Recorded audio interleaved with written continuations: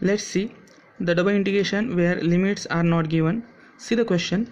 Evaluate integration, that is double integration 1 upon x raised to 4 plus y square dx dy over the region y is greater or equal x square and x is greater or equal 1. Now see, this is again a double integration where limits are not given. So for solving this type of integral, we have to draw the diagrams. Now if we consider the equality, that is y is equal to x square, so that this is a parabola. Even power of x is there, therefore symmetric about y-axis. So see the parabola. So this is our parabola, symmetric about y-axis. Now if we consider x is equals to 1, equality, so x is equal to 1, which is a line parallel to y-axis. So this is the line x is equals to 1, and this is a parabola which is symmetric about y-axis. Now what about region? So this is our shaded region. The region is spread to the right of the line x is equals to 1 and above the parabola y is equal to x square, extending up to the infinity.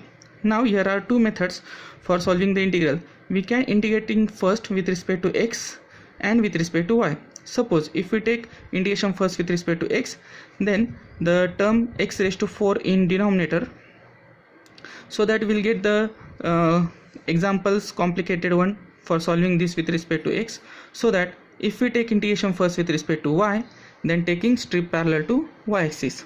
So here it is, integration first with respect to y and then with respect to x for finding the limits of y. So see the strip, starting point of the strip which is on a curve, that is parabola y is equal to x square. So from x square to infinity.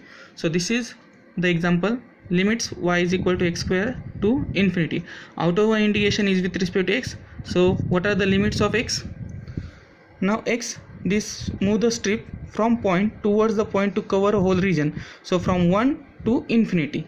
So that this is 1 to infinity. So innermost integration is with respect to y and then outer one with respect to x. If we solve integration first with respect to y with the help of given standard formula, so with the use of this formula we can solve the integration, we'll get the value, and after solving integration with respect to x we'll get the answer pi by 4. Thank you.